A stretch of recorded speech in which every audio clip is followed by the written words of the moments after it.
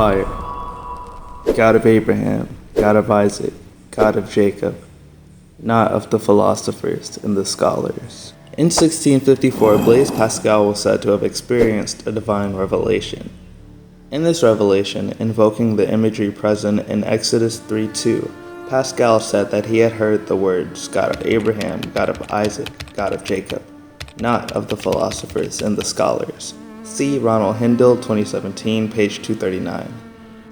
Removing this quote from its polemical context against the Jesuit theologians of Paris, I think it's possible to extrapolate a new meaning out of this quote that is relevant to the topic at hand. The God who was known as the God of Abraham, Isaac, and Jacob has simply been forgotten, while his name has been left to the dealings of the philosophers and scholars.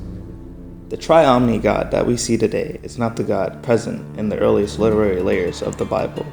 The God that we find there is quite different. Today I will chart the development of this God and its origins by using the most recent scholarship on the matter. This will only be a quick overview of the topic, and if you would like to learn more, the sources are in the description. While it is not 100% certain, the earliest references we seem to have of Yahweh come from Egypt in the Soleb and Amara West inscriptions, dating from the time of Amenophis III and Ramses II. Both of these lists contain references to the Shasu Yahu, which may be a place name or a people group. The word Shasu comes from the Egyptian verb which means to wander, although the Semitic one means to plunder. For more on this, see Fleming's book Yahweh Before Israel on page 28. Because of this, it is safe to say the Shasu were nomads. These Shasu people became heavily related to southern locales around the time of the 13th century during the reign of Ramses II, which is interesting considering that some of our oldest biblical poetry attests to Yahweh coming from these southern locales as well, which has led many scholars to believe that Yahweh was originally a southern deity in origin. See Fleming on page 55 and see Smith 2017 pages 23 through 25. There have been scholars that have criticized this view of Yahweh being from these southern locales, such as Christian Frevel, who draws from the work of Henrik Pfeiffer and Daniel Fleming, although he still believes Yahweh emerged in a southern region, just not within the typical regions of Taman, Edom, or Seir.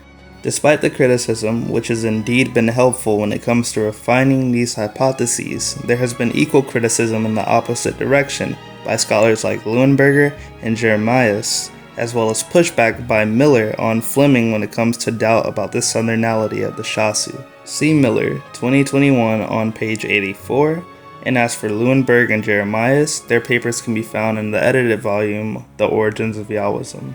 Even though there is still disagreement on this issue, the majority of scholars, dare I say consensus, still agree that Yahweh was not a deity indigenous to Canaan.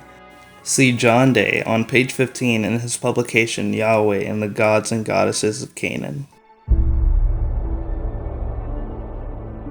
When Yahweh arrived in Israel, he wasn't the only God there. There was another deity who was likely the original God of Israel. This God was El. The fact that El was the original God of Israel is evident by the name being Israel instead of something like Yisrael, as Smith notes in his book The Origins of Biblical Monotheism on pages 142 through 143. There also seem to have been patriarchal narratives surrounding the deity El and his local manifestations that had no knowledge of the deity Yahweh. See McClellan 2013 on page 63. This is amended by the author of Exodus 6:3, as he suggests that Yahweh was actually El the whole time, attempting to blend these two different conceptual categories of deity. When Yahweh entered the highlands, he likely took on the role of a second-tier deity in the Israelite pantheon, as a deity that was subordinate to the high god El Elyon. We see the subordination of Yahweh within the text of Deuteronomy 32:8 and 9. In this text, we see Elyon, which is an epithet associated mostly with the deity El, distributing the nations to the sons of God, or possibly the sons of El, a reading which we may now have evidence of. In verse 9, we find out that Yahweh is one of these sons who receives an inheritance, his inheritance being Israel.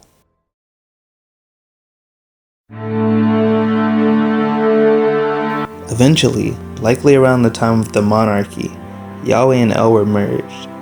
This merger likely didn't take place at the same rate, as the text of Judges 5 have Yahweh and El join earlier, as Yahweh is referred to as the God of Israel. There also is evidence that El may have been worshipped as a separate deity after the merger as well. Overall, after this merger had taken place, Yahweh took on El's characteristics as a wise, aged deity who was also the creator.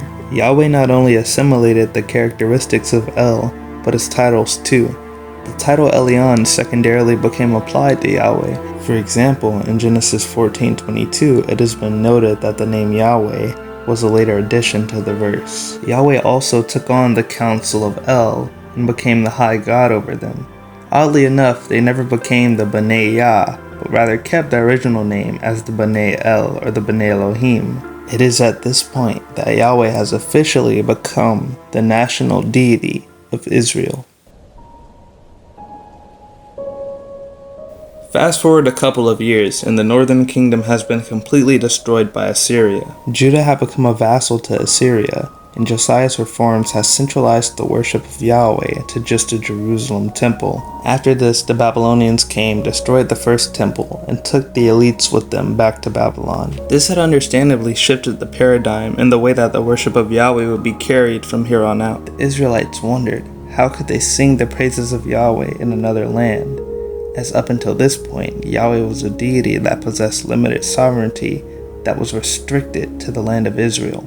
See McClellan 2018 on page 849. This takes us to Psalm 82, which is a psalm that reflects an older polytheistic framework in which El is the high deity and Yahweh is acting as an accuser against the gods. The psalm is likely being set up this way because it wants to facilitate the overturning of long-held theological frameworks. McClellan identifies Psalm 82 as a psalm of complaint that has been placed within the mouth of Yahweh and directed toward the gods of the other nations. And after the immortality of the other gods had been revoked, Yahweh was then able to expand his inheritance over the whole earth. This is the point in which the God of Israel was no longer the patron deity of one small nation. This God was now God over the whole earth.